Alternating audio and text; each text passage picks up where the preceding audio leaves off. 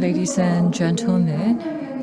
We are here at the last day of the PyeongChang Disability Forum 2022. Time does fly, and we are here with experts in various fields. And now we are on the third day. Did you have a good night's rest? We are here at a very early hour. Thank you very much for joining us. Leaving no one behind in color with the Paralympic movement. Under the slogan, we have been hosting the PyeongChang Disability Forum 2022 following the PyeongChang Paralympics in 2018. So today we are hosting the wrap-up center session under the topic of our change for learning together and running side by side. The wrap-up session will be led by Professor Chun Dong-il of Gangwon National University. Professor Chun, please go ahead. Yes, good morning, everyone. I will moderate in my seat. So today, in this last session, we will be reviewing what was discussed during the past 3 years and also talk about the future challenges going forward. Let me introduce the panelists here today. First of all, on my left, we have with us Mr. Kwon Dal-ju, and he is representing the National Peoples with Disability Discrimination Dissolution Association. And next is Professor Yoon Sung-min of the Yeongnam University Special Physical Education. Next is Lee Jung-sik, Gangwon Differently Abled Federation. So this is how we shall proceed. Well, we have discussed many different issues for the past 3 days, including very important issues. And I would like to have the panelists talk about some of the important points that came up, and also your overall views of the 2022 PyeongChang Disability Forum. Hello, it's nice to meet you this morning. Our moderator has just mentioned solidarity against disability discrimination. And I would like to clarify that the name of our solidarity is a solidarity against disability discrimination and not just solidarity against any type of discrimination. That is what I wanted to remind you as I begin my discussion. For the past 2 nights, 3 days, so we've been having the PyeongChang Disability Forum 2022, and there have been a lot of participation, both online and offline. And as I was thinking about how PDF has progressed over the years, I believe this year we're having the fourth event, and I realized that the PDF has grown much since its inception. The organizers of this forum, I'd like to thank them for their efforts, and to all of the speakers and the participants, thank you as well. And to organize this event, there are so many people who have worked, who have helped, to a lot of staff members, sign language translators. So thank you all so much for your efforts. At the PyeongChang Disability Forum, there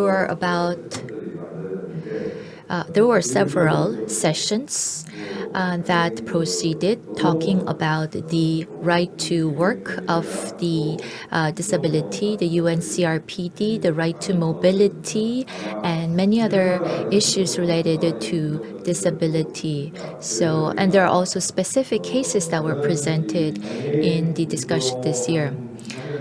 As someone who has been engaged in disability movement for the past 12-13 years, well, initially I thought about the reasoning why we need to participate in this movement.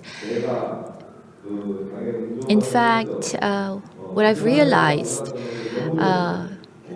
through my participation in the disability movement was the fact that I was able to learn so many new things. And in fact, there is indeed a lot of discrimination and isolation against the disabled that's still existing in our society. So, for example, I drove my car to come here, but then if there are no cars that other disabled people can use, if there are no other transportation modes that is available to them, they would not be able to come to these events at all. So I realized that my efforts or an individual's efforts alone will not be sufficient. Anyone and everyone who has anything to do with with vulnerability or being disadvantaged with regards to mobility have to participate in this movement. I'm sure that you've heard through a lot of news reports about the Oido Station protest, which stemmed from an accident involving the death of a disabled person. So since then, the right to mobility struggle in Korea began. And I believe that the mobility rights, that word didn't even exist in our society previously. So every time that we have engaged in this long struggle. We would tie or chain our wheelchairs to the subway station facilities for days and weeks. And in that process, of course, a lot of the general public just criticized us and were very skeptical and very negative, had a negative perception about us. So who is now benefiting from these efforts? Well, I think rather than the disabled themselves, the seniors, the other general able people, they are enjoying more the benefits of the fact that our struggle led to the establishment or installation of many elevators in these stations. So I was thinking that everyone in our society, everyone, including those who are disadvantaged with regards to mobility, could eventually enjoy the benefits from our struggle. Low floor buses and lift enabled buses. Whenever we try to push for these improvements, there are a lot of stakeholders that are involved. We have to fight so many governments, local government, central government, different agencies. And I believe that although it has been very difficult, it did bring about improvement. I remember every time we would visit the Ministry of Land Infrastructure and Transport, they would just toss the responsibility to the local governments. And we would approach the mayoral office or the provincial office, and they would say, no, that's not our responsibility because there is no law or an institution that allows for those requests. And I think that's the kind of experience that I've had over the past 20 years of struggle.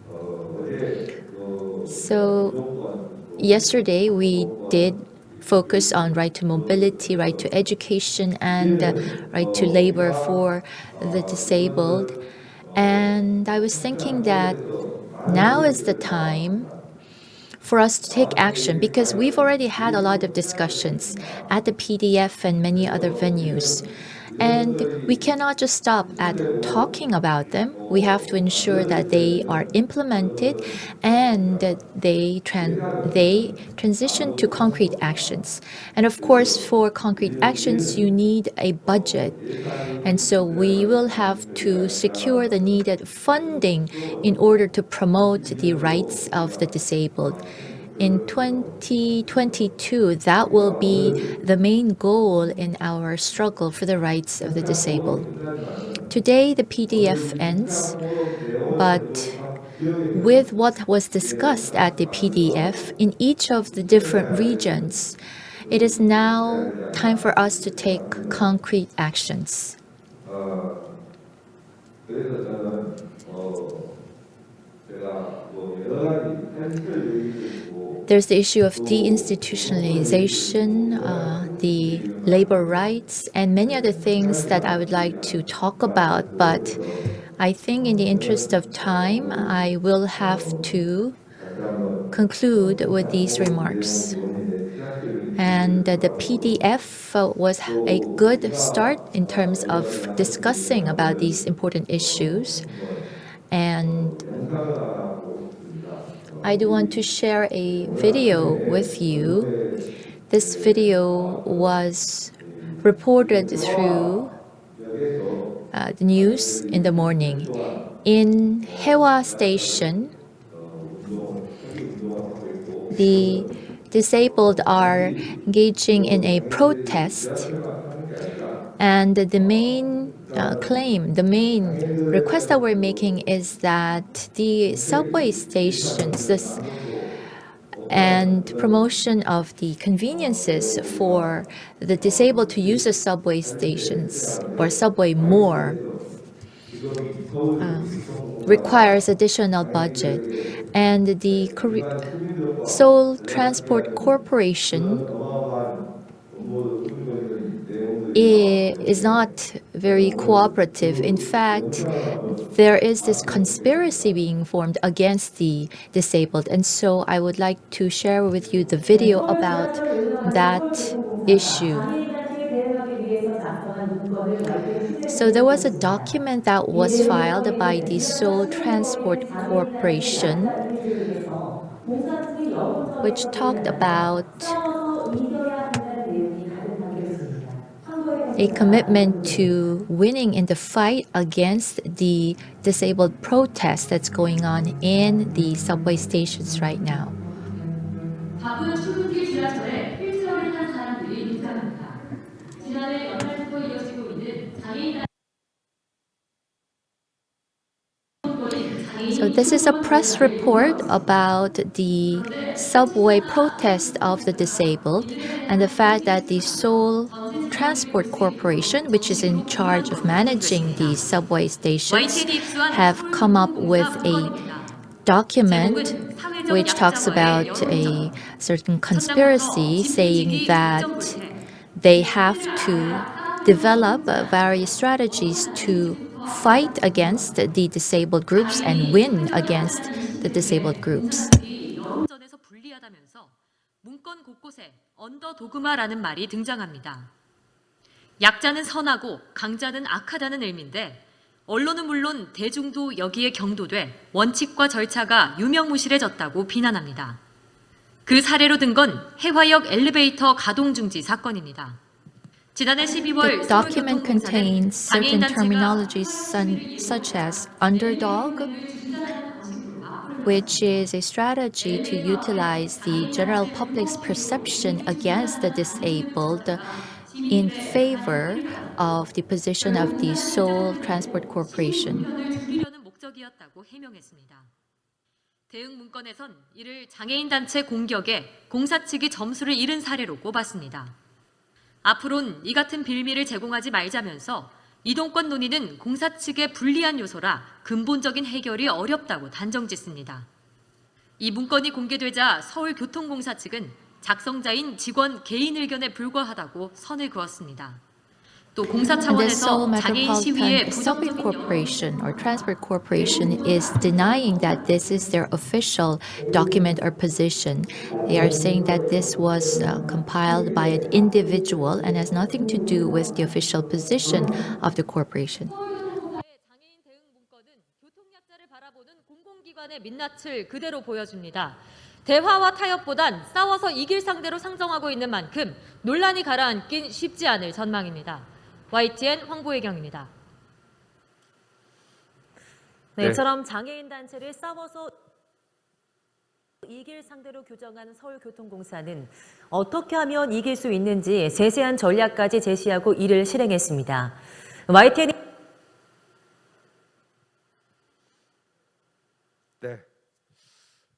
저희들이 이렇게 20년 동안 이동권 투쟁했는데 So we have struggled for the right to mobility over the past 20 years, but Seoul Transport Corporation continues to oppress and suppress the disabled. This subway systems are a convenience amenity that should be provided to all citizens regardless of whether they are abled or disabled. But how could it be that there's these kinds of perceptions and documents being produced from within the corporation that it clearly discriminates against the disabled and looks down upon them and are very critical? All of the things that we discussed at the PyeongChang Disability Forum, I'm really looking forward to the day when these discussions will be implemented into actions. The disability groups here, the academics, the activists on the field, I believe that we should all work together for the realization of these ideas into actions. This is the end of my presentation. Yes, thank you very much. Mr. Kwon Dal-chu shared with us the issues that the disabled are facing immediately. And so we will be looking into the details later on. Next, Professor Yoon Sung-min, your discussion, please.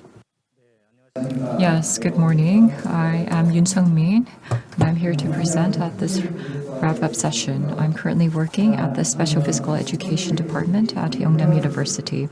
I also participated as a coach at the Salt Lake City Winter Paralympics in 2000. Now, the theme of this wrap-up session is learn together and run side by side. The change for this.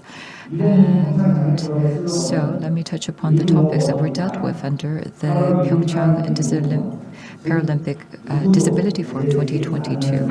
The slogan for this forum was Leave No One Behind and Color with the Paralympic Movement. And the agenda for the forum was the legacy of the PyeongChang 2018 Paralympics, the spread of parasports, and development of policies for private-public partnership.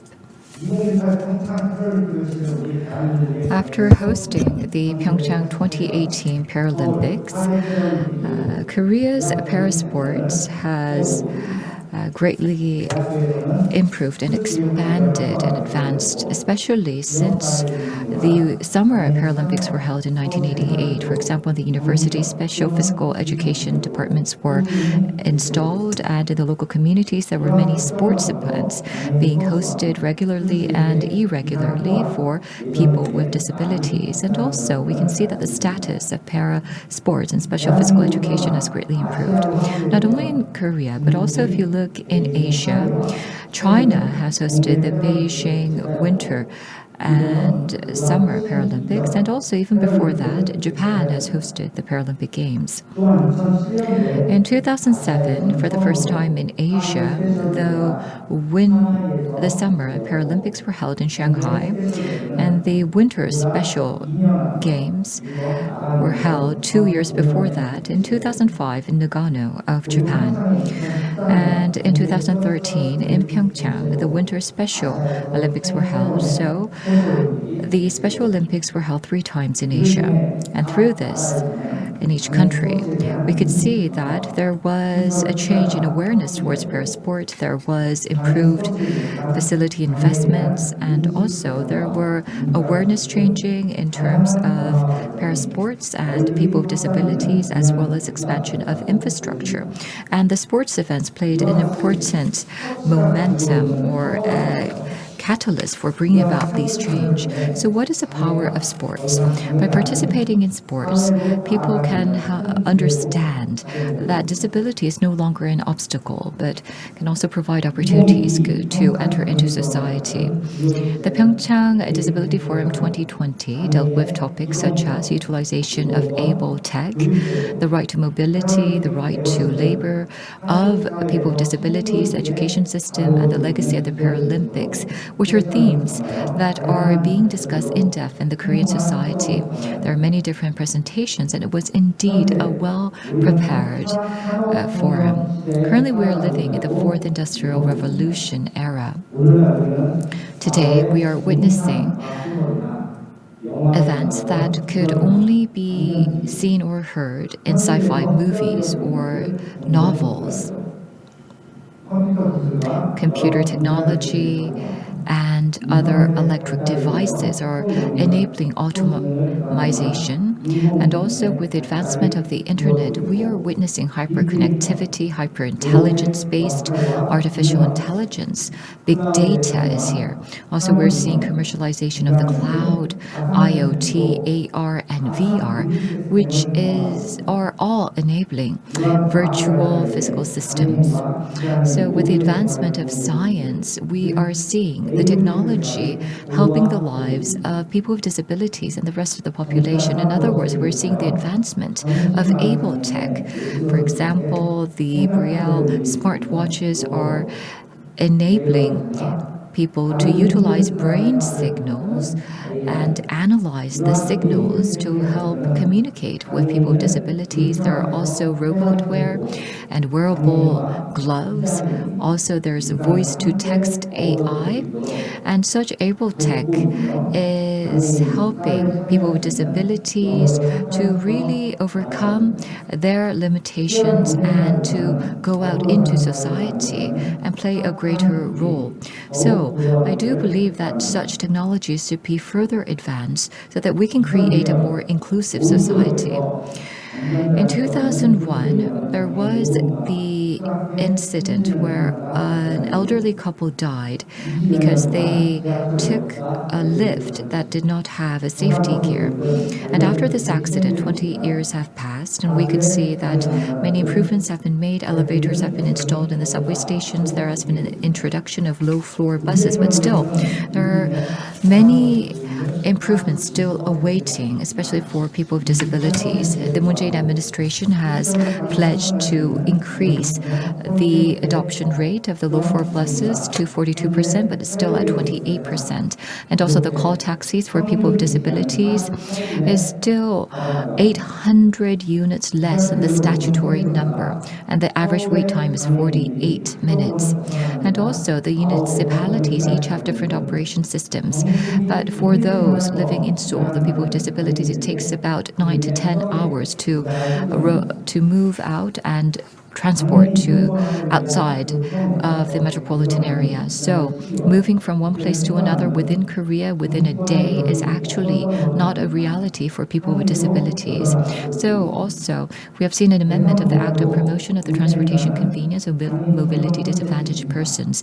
But still, we are seeing much limitations. There was a campaign pledge to increase call taxis for people with disabilities and expand low-floor buses, but the right to mobility is not a dispensation, it is a right. And if a country does not ensure the universal rights of people with disabilities, then that is not an advanced country. Such rights should be supported with continuous policy and budget support. There's a saying that the disabled are citizens with the right to welfare, but not with the right to work. And this is because there are various laws and regulations that negate the disabled as workers. There is the National Basic Living Guarantee Act, or the Disability Welfare Act, Disability Work Promotion and the Rehabilitation Act, and the minimum wage are intertwined to deny the right to labor to the disabled. If you receive disability benefits, you cannot receive minimum wage, or the protective workplaces do not have to pay minimum wage to their employees. The trainees at these workplaces do not have to receive the same pay for the same work. So all of these existing systems undervalue the work of the disabled. As a result, the average wage of the disabled in 2020 was 370,000 won, and every year about 9,000 disabled receive this level of wage yearly. There needs to be further discussions to change the current situation in the labor market. To change this current situation, we need to think about different distribution and different work from now on. The work that the disabled workers engage in are still caught in the productivity-focused discourse or able-centric discourse. And to bring about a fissure in the current system means that it has social value significance. The significance of a social value becomes bigger when everyone takes notice and interest. Ultimately, recognizing the diversity of labor and enhancing the value of labor, that is the kind of transition we need right now. Looking at the educational system in the 2022 revised curriculum overview, it has new rules and regulations on the special education students, on the appropriate level of the attainment for these students, the disability characteristics reflected curriculum and daily life support, and many other policy changes have been reflected in this overview. Right now, 72.2% of special education students are studying in general schools, in the special classes, or in the general classes of the general schools. And so about 70% of special education students are receiving integrated education, and integrated education students in the general schools are increasing every year. And the disabled students, most of them receive integrated education in the general schools rather than special schools for the disabled. However, still we have a far way to go in terms of securing the needed special skills and knowledge with regards to how to teach the disabled students studying in the general schools. And as a result, among the abled students, there is still a lot of discrimination that they have against the disabled, and this is a major side effect of the current system. And the young students who should be learning about respect for the disabled from schools are now actually seeing a reverse effect happening. These negative situations continue to exist and worsen in the schools these days, in the education system. And so this is a situation that is lamentable and very unfortunate. And I'm not saying that integrated education is not important. I do believe in the importance and significance of integrated education. To have appropriate integrated education implemented, we need to consider all of these diverse situations and provide customized education suited to the needs of the student. And so we need to begin with partial inclusion education to eventually have full inclusion in the integrated education system of the school. Legacy is defined as a continuous and long-term succession of the effects of the Olympics and Paralympics in the politics, economy, society, culture, environment, and sports of a country. The Paralympic legacy is comprised of the positive, negative, tangible, intangible structures and effects, planned and unplanned structures and effects on the economy, politics, culture, environment, sports of the host city. And this continues to carry on over a long period of time. At the 2018 PyeongChang Winter Olympics, the legacy implementation plan and the hosting goals were set very specifically. However, with regards to the Paralympics, it's difficult to identify or see what the legacy will be. As we can see in the legacy classification system, this organizing committee, central government, PyeongChang County, and Gangneung City and Cheongseon City, no one is mentioning the legacy of the Paralympics in detail. Recently, Yoon Suk-yeol, the president-elect, has promised that there will be more low-floor buses, taxis for the disabled, that welfare services selection through personal budget system will be introduced, more fourth industry talent fostering opportunities will be provided, and more arts and creative activity support will be provided to the disabled students. And these were in fact discussed in detail at the PDF this year. More realistic and more effective systems and policies like these, I believe, will the foundation for improving the welfare services for the disabled in the future. This concludes my presentation at the wrap-up session of PDF 2022. Thank you very much. Yes, thank you very much. Next, President Lee Jung-sik. Yes, the mic is working. We are hit with the Omicron COVID-19 virus, but despite that, we are gathered together and we were able to share our thoughts on some important issues. I was very happy and pleased to be here. Governor Choi Moon-soon of Gangwon Province, thank you very much, and also the Gangwon Provincial Government. You sent many staff here with us. The director, thank you for joining us. And we were able to safely conclude this event. This was made possible because of the hard work of the Legacy Foundation. Thank you very much. I was a bit confused. I didn't know what I should talk about. What should I begin with? I'm certain that Olympics is a cultural legacy of Gangwon Province. But what can the people with disabilities do with this cultural legacy? And what should we demand from the world? And also, how can we utilize this legacy? But right now, there is no PyeongChang. The value of this forum, I think we have to think about what the value of this forum is once again.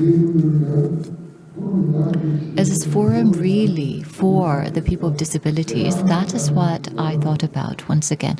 I would like to make a proposal. I think that we should have just one single venue so that everyone can join together in a single room and talk together. I think that we should not have walls blocking us, standing between us. I think that everyone should get together and talk with one another. There should be no barriers. PyeongChang is a place where we continue to talk about Olympics and peace. It's inevitable. Gangwon Province talks about no barriers. But for more people to visit Gangwon, I think that Gangwon Province also has to change. That should be a major agenda for Gangwon Province. And that change should spread to other regions as well. And other regions should gradually think about how we can change this place that we live in to make it a better place for people with disabilities. I was listening to the discussions and I thought about the direction for the discussion, and I thought about the direction for the Disability Forum. I was thinking, is this the right direction that we are taking for this forum? I think that we need to change. Until the Paralympics ended, from 2017 until the end of the Paralympics, I had gone on a march with the people with disabilities for the success of the Paralympics. the cultural legacy. Well, the people with disabilities are not truly interested in this. It's not because the non-disabled are not interested in this, but it's because the people with disabilities do not find that there is cultural value in this. So, we also have to think about why this forum is being held not in PyeongChang where the Paralympics was held, but in Gangneung. Of course, Gangneung was also an important venue for the Paralympics. But starting from last year, we have been hosting the PyeongChang Disability Forum here in Gangneung. We also have to think about that. Why are we hosting this here in Gangneung and not in PyeongChang? Also, the PyeongChang Forum. While you were preparing for this forum, how much communication has been ongoing between the organizers and the people with disabilities? Did you prepare this based on your agenda and just included the people with disabilities? I want to ask that to the officials of the province of Gangwon. I think that you should just let the people with disabilities to take charge of this event. A budget of 500 million was injected into this event, but was this forum worthwhile? Was it worth that amount? I think that this is not a sustainable direction for this forum. I think that we have to reform the way that we are doing things. I think that we should open up the walls, the barriers. We have to make one voice. That is the only way to change the world. In other words, the value of this forum has to be made clear. The forum is not just a league of our own. It has to be shared with others. It has to be a place that can be shared with others. That is the way to change the world. It's not just about us getting together and thinking amongst ourselves. We have to communicate with the outside world, with the rest of the population. Of course, we have to make the effort to bring about the change, but the value of this forum is to share what we have. And by sharing, we have to come up with a way forward. For the past 2 days, we were enclosed within these walls. We were trapped in these walls. And when we are trapped in these walls and say that we have to open up the walls to those outside, then it will not work. I think that if we want to continue with this forum, then we must first open up the walls. So PyeongChang, the Paralympics, while we were hosting 6 sessions, who were the presenters that could truly bring about cultural value?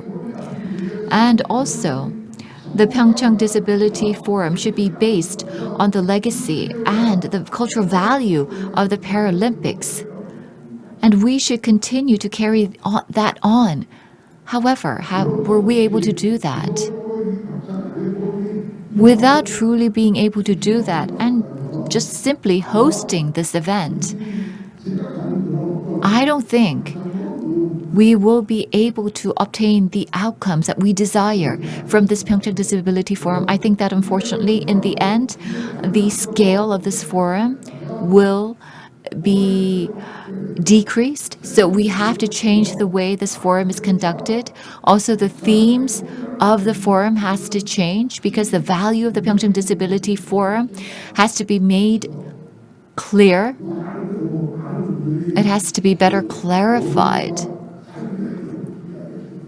It's great that we're talking about the difficulties in our lives, but the value of this PyeongChang Disability Forum has to be made more clear. It has to be clarified. I know that I'm rambling on, but my mind went blank all of a sudden. I really want to ask you, of course, those who were preparing for the sessions, you have to really communicate with the people with disabilities.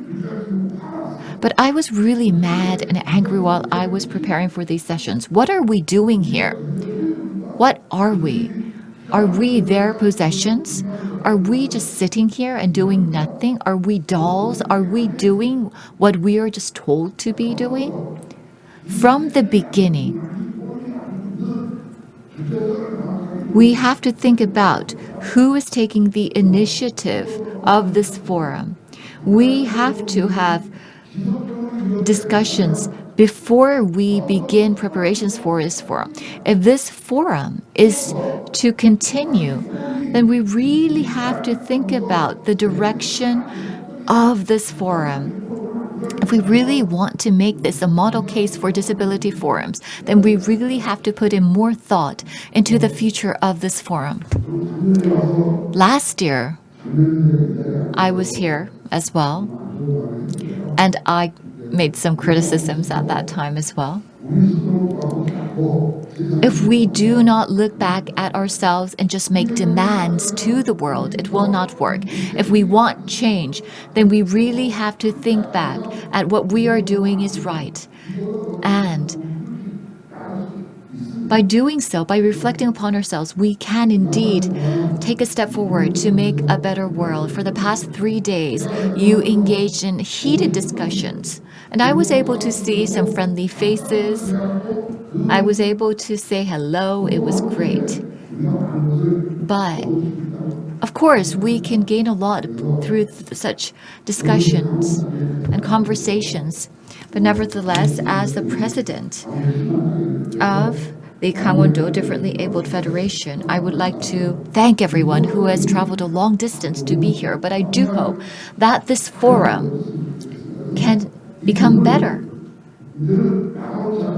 and that we can open up the walls, open up the doors in the future. So, you have to return after this, and until we meet you again next year, I wish you good health and happiness. Thank you very much. Yes, very naturally, I think we have transitioned to the topic about how the future direction of PDF 2022 should be.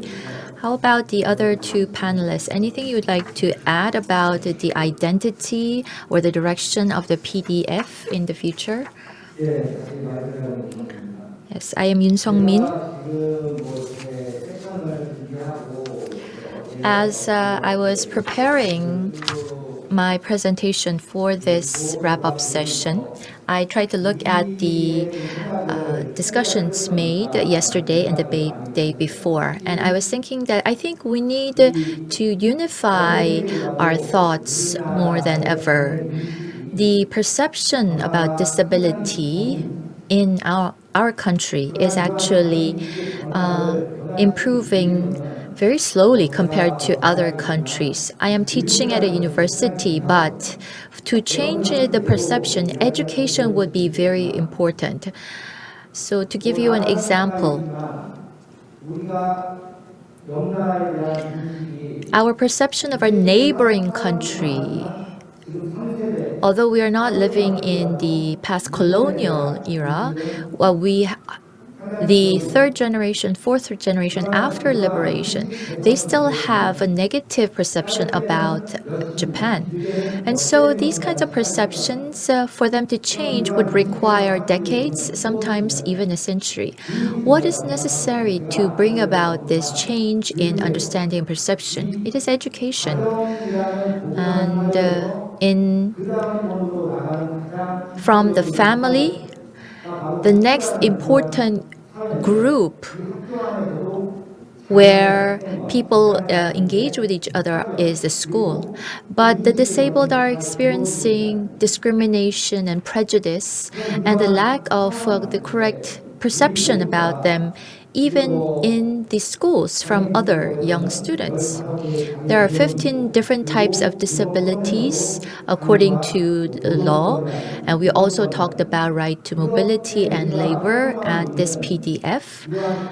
And we are engaging in all of these activities because we are able to do so because we received education training.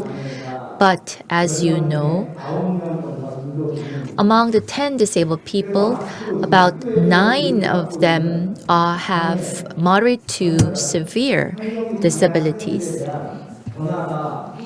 And so we see the situation that there is not much improvement in this disability perception.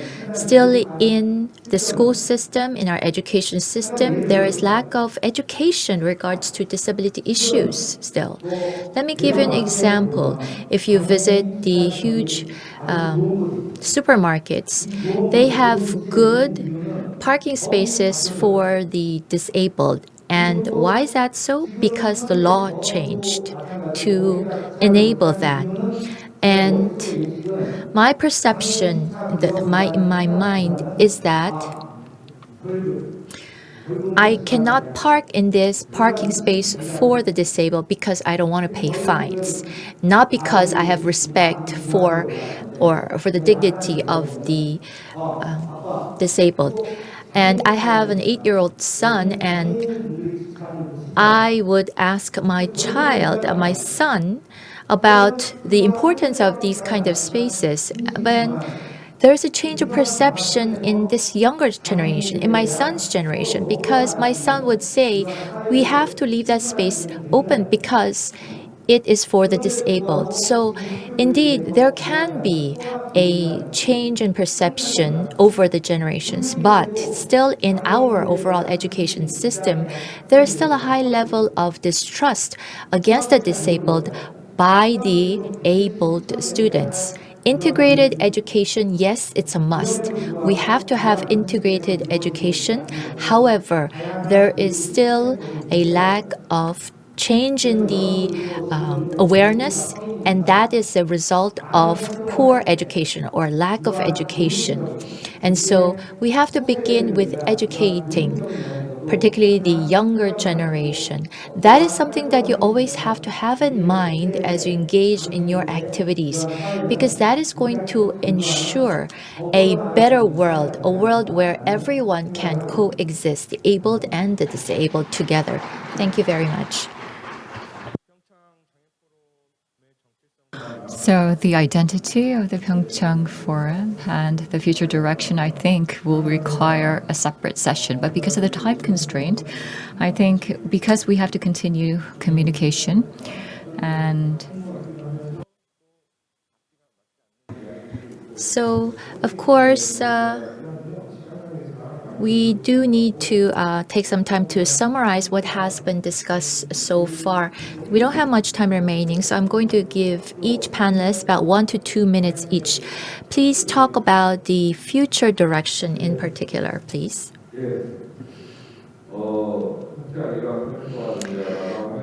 As we conclude the PDF, admittedly, I wasn't able to participate in all of these sessions. The sessions were divided. But as for why we need to have these forums, why is it that the disabled were excluded or isolated from the local communities, why they had to live in institutions? I mean, if you think about the reasons why, it is because our society, as the professors just mentioned, still has a very negative awareness and perception about disability, even from elementary, middle, high school levels. So I think we should begin even earlier from pre-kindergarten age. I mean, the children have to be taught about the importance of having the right perception. And also, even if you have excellent policies, if you don't have the funding to support the implementation, then it will be useless. And so that is another aspect that we need to consider. Nothing but rights without budget. That's what we talked about at the PDF. And so the disabled people, the disabled groups themselves have responsibility, and the politicians, the policymakers also should ensure that policies go hand in hand with concrete funding and budget, as well as a systemic change as well, to ensure a world where no one is left behind. Thank you very much, Professor Lim. Yes, Chairman, President Lee. Yes, the PyeongChang Disability Forum. I do believe that we can continue together and the forum will change. The PyeongChang Paralympics really brought us together under one heart, and we were all joined together with passion. So I think that those without disabilities and those who have the money really want us to be disintegrated. But if we just separate and not get together, then we will not be able to achieve what we want. So we have to join together. The forum, in order for it to become a venue for us to really uphold the value of the Paralympics and carry on the legacy, I think that next year, if this forum is held next year, I would like to make a proposal. In the afternoon, why do we have to go on a tour when everyone's so tired? Can't we go on a tour in the morning and then have sessions in the afternoon? Everyone's very tired after participating in the morning and the afternoon in the sessions, and then try to take us on a tour in the evening. Why don't you give us ample time? Don't plan the schedules according to your convenience. It should be in accordance to the convenience of the people with disabilities, because the participants, they have to go from one room to another to listen to the sessions, and then they don't have time to rest, and then they have to come back out to go on the tours. It's really difficult for them. You shouldn't host this forum in this manner. Also, you should consult beforehand with the people who will participate, with the organizations, and also after the sessions are over. Well, this is an extension of the festival, of the Paralympics. So after the sessions are over, we're supposed to be happy. But we don't have that leisure. So in order for us to really enjoy this opportunity, for us to smile and enjoy and laugh together, we really need a change in this forum. Yes, thank you very much. So now it's time to wrap up. Sports movement campaign. These words is literally translated to 운동 in Korean. And taking the PyeongChang Paralympics as an opportunity, we look forward to the promotion of parasports, which will contribute to more social participation and more social integration for the disabled and the abled. With this, we'd like to conclude this session. Thank you. Yes, I'd like to thank all of our panelists and moderator on the wrap-up session. Change begins from us, and this spreads to society. We looked at what are the different efforts that have been put in place, what roles particularly the disabled themselves should be playing for change in the current situation. I think those were the excellent discussions that we've had today. So warm applause to the moderator and the panelists once again, please, for the